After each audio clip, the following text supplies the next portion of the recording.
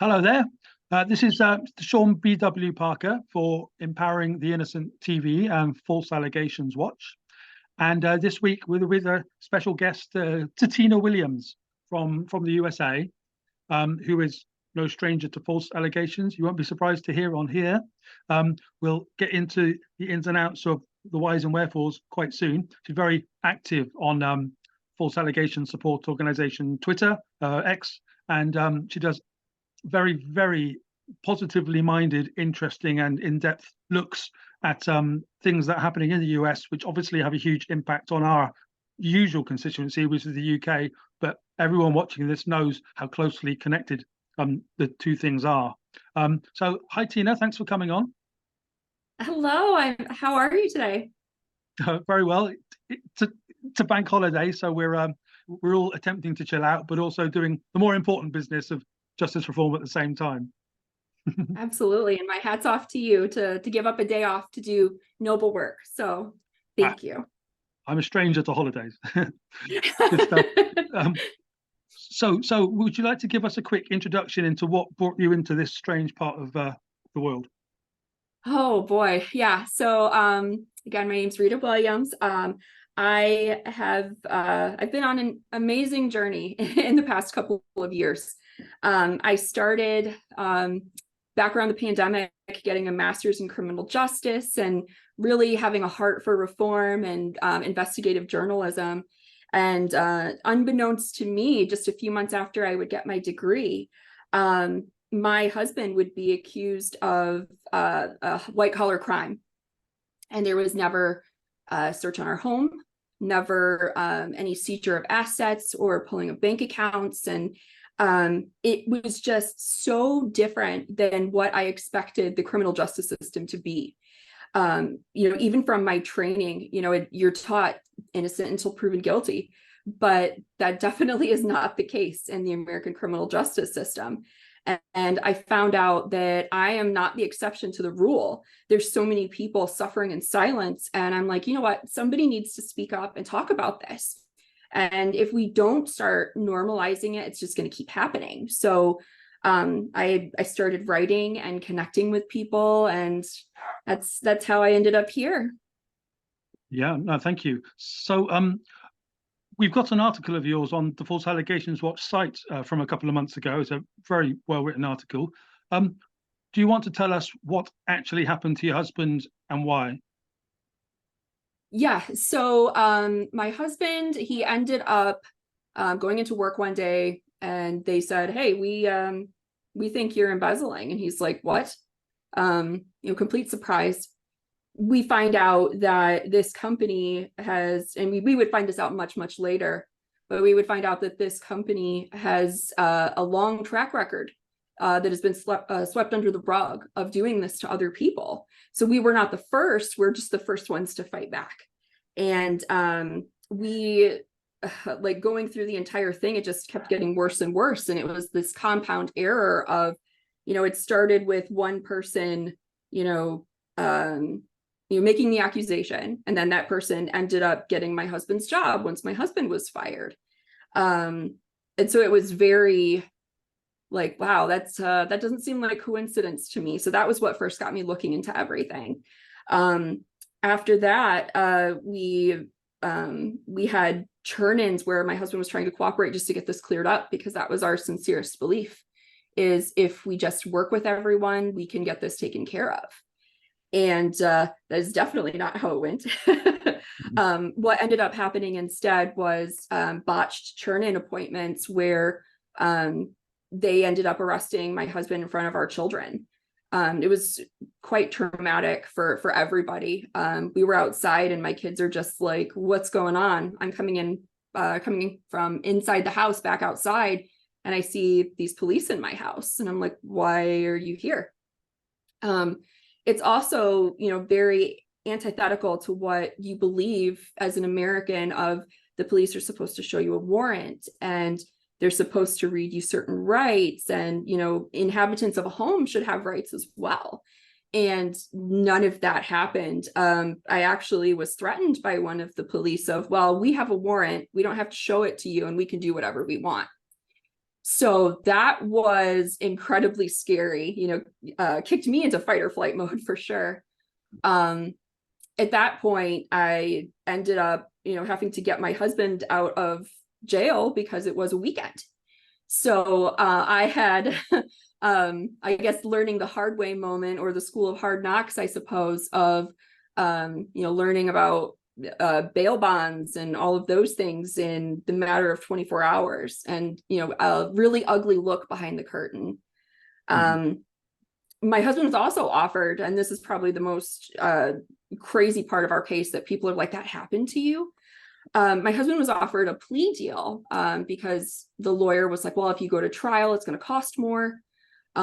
This is the easiest way. You can get it expunged off your record relatively quickly. So I had told my husband before that, I'm like, no, we go to trial. We fight this because they're going to back down.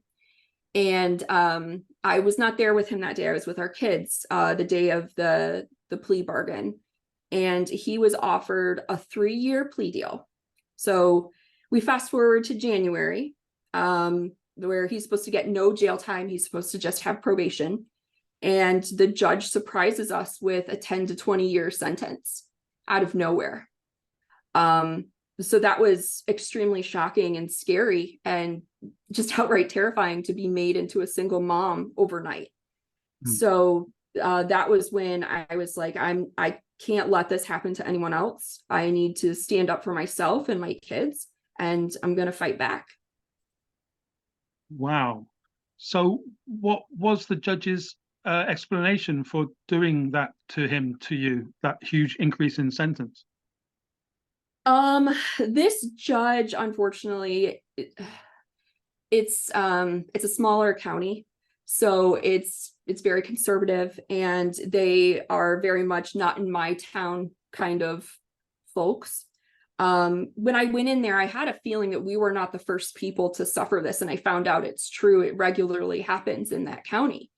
So that was even more shocking to find out that this has been going under the radar for years, and there's just like layer after layer of corruption, more or less. So he had this history of, going after people and going after them hard, and we had no idea because the media there is so controlled. It's a small town with a small town newspaper, and they control the narrative coming in and out. They also have, representation where they can, file cease and desists to people and get things taken down. And you would never know unless it's happened to you. And people in the town, unless it's happened to them, are most of the time hesitant to believe it. So it's all kind of going under the radar that this judge has this outrageous record. But then I found out it moves even past the judge. It's the entire courthouse that behaves and operates that way. And so it just became a lot bigger than me, almost instantly, of just how widespread all of this was. Yeah. So getting kind of back into it to help the viewers to understand. Must actually say, the thing you just said about you have to go through it to understand it, that is so true amongst the whole of the false allegations world, for whatever a person's been put away for. We totally know what you mean with that, Yeah. So there was the idea that he'd get probation, which I think over there means he just isn't going to go to prison, but he's just going to be checked for 3 years, right? Right. You thought that was going to happen if you gave the plea deal. You didn't, because he's not guilty. But then he gets given this 10 to 20 or 15 years for, I mean, to what degree did the evidence that they gave, was it compelling that he was embezzling? So this is the part that still flabbergasts me. And I also find this is a big problem, not just in my state, but in other states as well. I think we all go into, we go into it thinking the system is going to have good evidence. But what I've learned is, like, most juries, they don't even really get to see police reports even. So when we looked at the evidence, it was just spreadsheets. It was spreadsheets that had Ryan's name on it, and comments like, this appears to have been altered, and things that were very vague. So there wasn't anything even tying it directly back to him other than the company's word versus ours. which was extremely concerning, as they are a large employer in the county. And then I found out that there's, other things that this company has been getting away with as well. So it was very sobering to see you don't even need good evidence to get a warrant. You don't need good evidence to convict someone. You can literally convict someone off of lines on a spreadsheet, and that's scary. It's very scary. Yeah, absolutely. So he's been upended by this kind of company, and you said something a little bit earlier in the sense of outsider complex, as in you're kind of, correct me if I'm wrong, but perhaps you're a kind of cosmopolitan couple coming into a small town. Is there some truth to what I'm saying here, and they're picking on that? I think so. I think they thought, here's this couple who's well educated, and they live in an outside town. Like, we live closer to a larger city, but not like anything like Detroit or anything like that. But we definitely were not a part of the inside crowd in this city. And I would later find there's very much a good old boys network, as we call it here, of people who are helping each other out behind the scenes and making things happen for each other, but nobody ever talks about it. So we, as you said, we were that couple of, oh, these people must think they're better than us, which absolutely not. That's just not who we are as people. But I do think they wanted to make a point of us and portray us as something that we weren't. Yeah. So they didn't actually have the evidence, as you've sort of kind of told us now. It's just sort of there in spreadsheets and whatever, and it could have come from anyone. But because of it was kind of more important for them to protect this company in your state than it was to shaft your husband, basically, and that's going to take the precedence over the other. Is that correct? Absolutely. This company had over 400 employees. So in the scheme of things, it was absolutely this company versus our family, which is terrifying, because you have the state with their unending resources, and then you have this company with a high power on retainer lawyer that you're fighting against. So it was almost crippling at times to think, how are we going to fight this? How are we going to uncover anything that's happening? But just by speaking out, I started hearing from more and more people of, hey, you're not alone. This happened to me too. Mm-hmm. So, yeah. So it's been happening since 2020, I think you mentioned. So been kind of going on since then, at the point at which you got like a criminology degree. Is that correct? You did Yes. that? I finished my criminology degree in 2022. I started my program in 2020. So I felt like, okay, I kind of know what's going on. I can take a little bit comfort in knowing how the system should move and work. And even then, it was complete night and day from what I learned at school. So we had, kind of a learning curve to see, okay, this is how it's operating out in the wild. This is what's really happening in the world. And it was, again, just mind-boggling of the way that everyone thinks that it should be versus the way it is. Mm-hmm. And I thought, even, I'm not going to be completely safe, but I figured we would at least have some type of edge of knowing, like, here are these nice people. Here's this woman who, worked really hard for this education. She can be trusted. We can work with her. We can work with the family and get this resolved. And needless to say, did not happen like that at all. So, yeah. So he's been away since this January, hasn't he? 2023. So yes. We're talking kind of sort of eight months away now. Is he appealing? What's the appeal process there? What's happening there? Yes. So thankfully, we had two options to take. He is currently, we had two options of, there was the option to withdraw the plea and then go to trial, or there was the option to go to resentencing and hopefully get time served. And the lawyer, again, this is this is another one of those things about the criminal justice system, and I'm not sure how it is in the UK, admittedly, but here in the States, it's definitely the easiest way out is through. So we could keep fighting, and we could, spend thousands of dollars just for the judge to put him right back in prison. So the resentencing was what our lawyer said, this is the best way to do it, and I think we can get time served. So yeah, now we have to wait for resentencing. So we are going to do that in November.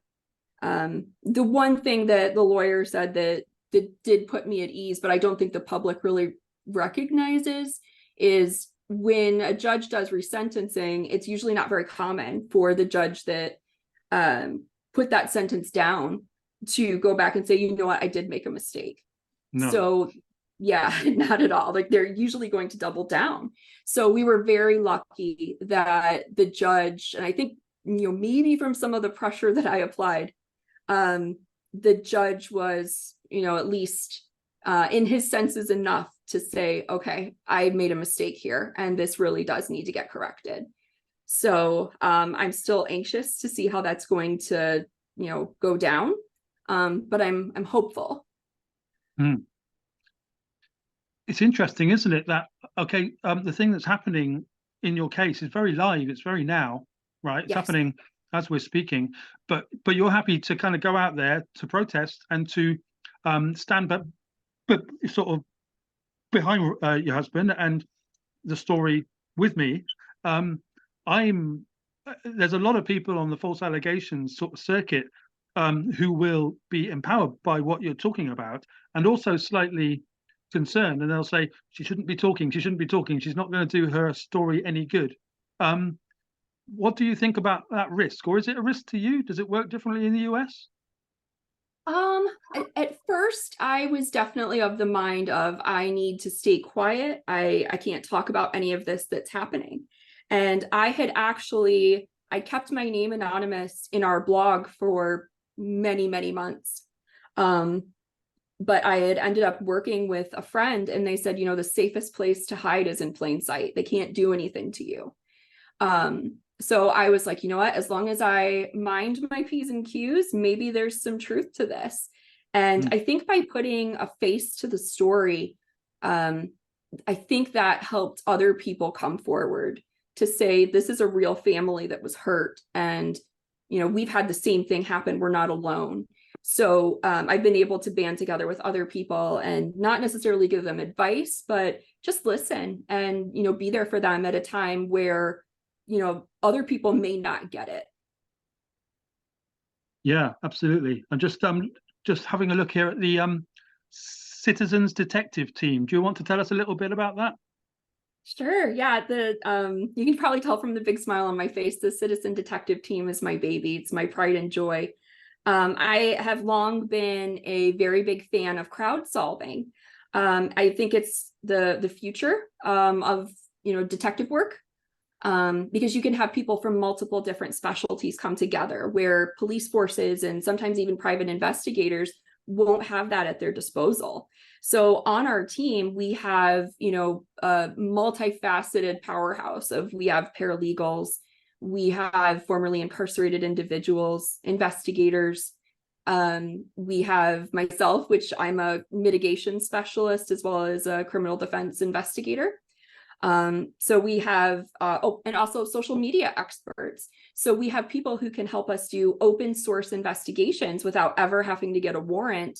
And we've actually had tremendous results already. In one case, we were able to make more headway in 1 week by locating witnesses than the person's investigator had made in years. So that is extremely encouraging that by doing this, we could potentially, change lives and, free people just from having different specialties and fresh eyes on a case. Wow, that's so interesting. And it sounds like a massive threat to the police system, if I may. Oh, I didn't think about it now until you said that. That's how it comes across then. Yeah, my hope, and maybe it is, but I've always been of a disruptive mindset of there's a better way to do things. and always a little bit of a troublemaker, as you know, from Twitter or X. So I feel like it's trouble worth getting into, especially when you have people who have been mistreated so badly by the system. There's nowhere else to go. They don't feel like they can go talk to a police officer and say, hey, these things happened to me and I need help. So we have people who can, traverse the system just enough to get them to the right place and to the right people. And we're building contacts and, working with other organizations and partnering all the time. So it's been really inspiring seeing it all come together and seeing all of these people band together for a cause, which I didn't think I was doing anything special. Really, people have been solving cold cases this way for, several years now. My thought was, let's just look at it from a wrongful conviction standpoint and see what happens. And before I knew it, it just it grew into so much bigger of a thing than I thought it ever would be. Oh, that's really interesting, and it's an area of things that we didn't talk about in the article that you wrote for False Allegations Watch, and it's very much looks like the American counterpart of Empowering the Innocent, Dr. Michael's kind of initiative here. So that's really interesting for us to talk about in future. I'll get on to you later on. So as we pull to the end of our meeting, if you were the judge in your case, in your husband's case, what would you have done? So I can say, as somebody who believes in the power of second chances, as well as the power of mitigation and really looking at everything and being an unbiased party, I would say you can't just take one party's, word over another. You really need to stop and listen. Just because somebody's been in your community for years and years, it doesn't mean that they've been on the up and up. So I would have demanded better evidence, which from my understanding, he could have and didn't. So that would have been probably the biggest thing that I asked for is, let's see something more concrete, because I'm not seeing anything here that looks comfortable enough for me to convict. And that's the one thing that I hope does change, eventually in the American criminal justice system, is that we do demand better evidence and that juries are looking for that as well. Absolutely. And I absolutely don't kind of want to put you on trial again, anything like that, obviously, but it's important that we get to the ins and outs as honest people. So was your husband sort of set up by someone else at that company? Is that how it feels? Or was it the company setting him up? From everything that I understand and all of the evidence that I've found, I believe he was. Yeah. It felt too perfect for just too rehearsed. I do think that person set him up on purpose. Just when you look at the timeline of this person suddenly had a wedding coming around the corner. The boss above Ryan was actually getting ready to retire. So then he would slide right into a director spot and jump 2 spots in the food chain. And that to me was very telling of a monetary motivation. And so I was like, something's not right here. And sure enough, when I started digging, I would find evidence of that. Even going back to the police report and how, when that person went to the finance department, they actually went to their mother-in-law working in finance. So that to me was extremely telling as well, because that would have never been questioned. As well as that person, that person's father was previously an employee of the company. So there was definitely us as outsiders not living in that town, not growing up in that town, that prejudice was set, that die was cast almost immediately. And so the only thing that popped into my head is this: there's something wrong here. There has to be a setup. Yeah. Kind of, they'll do, because they're not from around here. And so right. It's a was about to ask you, this never happens to me, Tina. I had an idea and now the idea was flown out of my brain. Yeah, okay. Not to worry. I'm sure it'll come back to meet me later. Ah, yeah, no, that's so there was no sign of the money that he'd allegedly embezzled and convicted for embezzling, going in and out of your account or accounts that you've seen or stuff that you went, hello, darling, where's that £100,000 going to? Nothing like that Right. was going on. I'm sure No. it's just an invention on their part. It had to be, because like the narrative of when they were starting to ask for when they started asking for money, it started at one amount and then it kept increasing and increasing and increasing. And I'm like, where are they even getting these amounts from? And their final amount, which I thought was one of the fishiest parts and one of the most concerning parts, was they accused us of taking a value extremely close to the cost of our home when we bought it. And I'm like, that also seems too close to be coincidence. And then it was threatened of, we'll put a lien on your home at sentencing in January. And I'm like, this doesn't seem right. This doesn't seem right at all. I would later find out that this company has a hard time passing audits. They are very lucky to enjoy a relationship with their auditing company where they can have their hand held just enough to get through. So the fact that they've changed their story over and over, I think we're up to lucky number 7 now for how many times the story and amount has changed. It felt all completely off. And also, anybody who knows me can tell you I'm a horrible liar. I can't lie my way out of a paper bag. So if I had thought even for a minute that my husband was doing this, like, it would have been game over. I would have been like, no, we're dealing with this right now. Too much writing on it.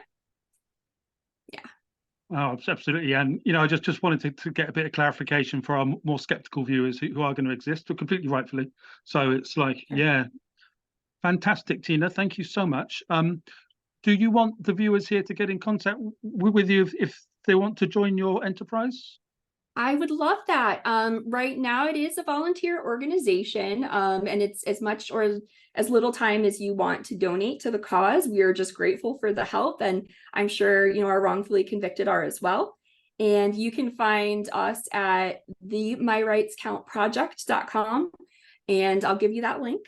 And if anybody has any questions, feel free to reach out. I'm always happy to talk, and I would love to have additional people on board. We do have a few UK members, so we are more than happy to include anybody who's interested. That's wonderful. Thank you. I think you're frozen, but never mind. I'm sure our viewers, we've got all the important things done. I know, I think we both just froze. Okay. Thank you, Zoom. You're wonderful.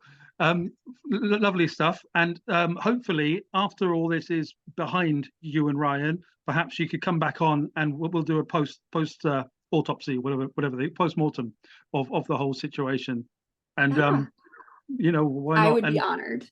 With the absolute best of luck in if there's been small town corruption going on, and I say a big if, and but some of the people watching this know exactly what you're talking about for many different kinds of convictions. So best of luck. Thank you. I appreciate it. Okay. Thank you, Tina. Bye-bye.